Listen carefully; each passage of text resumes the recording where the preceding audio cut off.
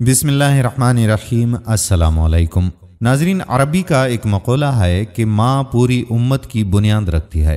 یہ حقیقت ہے کہ جب سے ماں کے پیٹ میں بچہ حرکت کرنے لگتا ہے، وہ ماں کی ہر اچھی بری بات کا اثر قبول کرنے لگتا ہے۔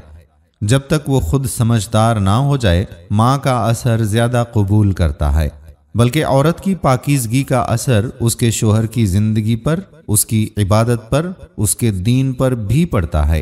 اسی وجہ سے ہی کہا گیا ہے کہ عورت مرد کے نصف دین کی محافظ ہے۔ ایک بزرگ اپنی بیوی سے کہنے لگے کہ میں تہجد پڑھتا ہوں جبکہ تم صرف فجر کی نماز پڑھتی ہو۔ دوسرے دن بابا جی کی آنکھ فجر میں جا کھلی۔ بیوی کو کہنے لگے کہ معلوم نہیں کیا ہوا، پہلے تو آسانی سے تہجد میں بیدار ہو جاتا تھا، آج فجر مشکل سے پڑھ پایا۔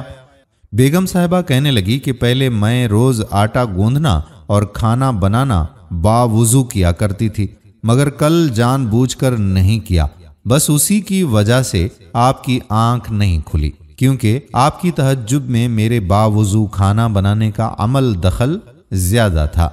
عورت کی دینداری اور علم دین بچوں میں خوب رنگ جماتا ہے۔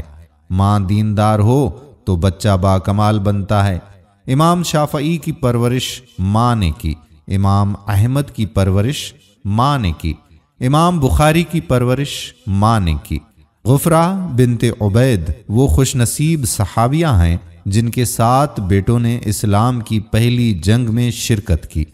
اسی پاک ماں کے وہ 2 بہادر بیٹے معاذ و معوذ تھے جنہوں نے ابو جہل کو قتل کیا تھا۔ جب ماؤں نے بچوں کو دین کی گھٹی پلائی، تب بچے مجاہدین پیدا ہوئے، تب بچے علماء پیدا ہوئے۔